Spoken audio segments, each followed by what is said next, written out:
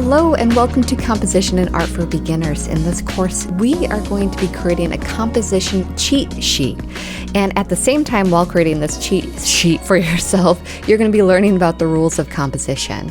I designed it this way in order to make sure that all these concepts really stick with you. And I want it to feel fun and easy. And that is why this course is laid out from easy to intermediate to advanced. So as you progress through the course, it's going to get a little bit more challenging. Similar to a trainer helping someone work out their body, we are going to be using the same type of method to work out our mind.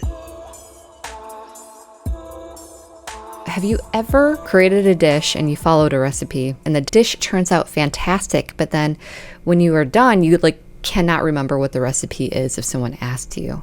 That's very similar to how we learn. If you go to school, you're bombarded with all this information, and just memorizing is not going to help you learn the concepts. We really have to tackle it in a way that doesn't feel like learning. We're utilizing not only the information, but also applying it to our own artwork.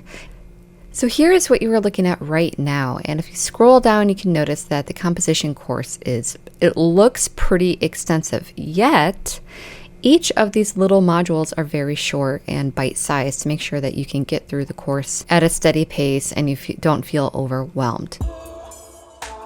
Let me explain to you how this works. So every rule of composition that you're going to be learning is going to have the lesson, the painting study, and the review. And it really does, that's the order that we do all the way down. So you will begin by learning a quick bite-sized lesson. This is 3 to 5 minutes, maybe a little bit longer for specific ones. After you're done with that, you're going to jump into something called a painting study. Now these start off with being very easy to becoming pretty advanced. And you will notice too that I will put beginner level, and you really do want to go in order because eventually they will start to become more intermediate.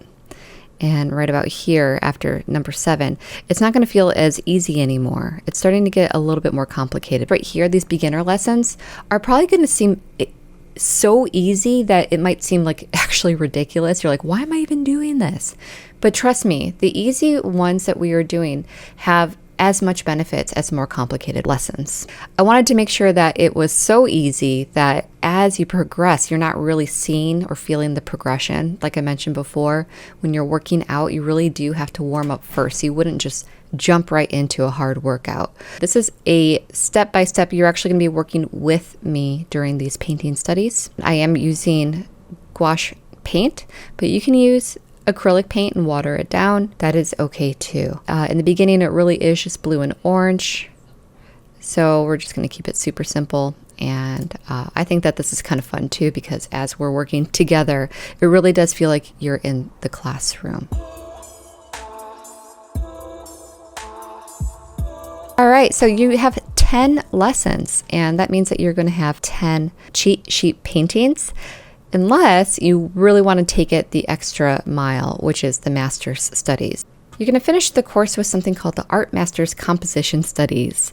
Now, this I am not going to be walking you step by step throughout the whole painting process, but instead I will be breaking down some of the world's most famous paintings and their composition.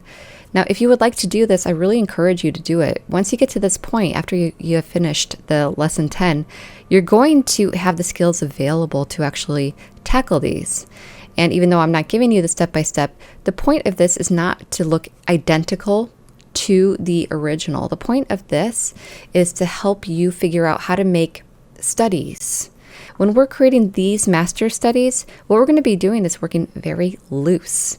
You're going to be starting by gessoing your paper, so you have this barrier between your painting surface to your paper, and it won't soak through like it did in these previous lessons where it's very similar to a watercolor style.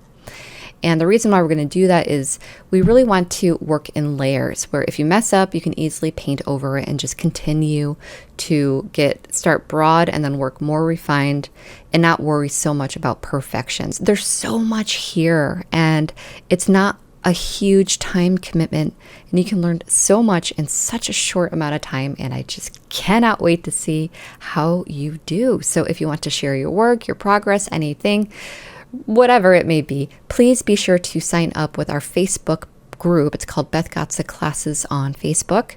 And since you are a student, you get access to it, and it is private, so you can share your work and not have to worry about the whole world seeing it. It is a safe, a wonderful, thriving community of like-minded artists, and we would love to have you.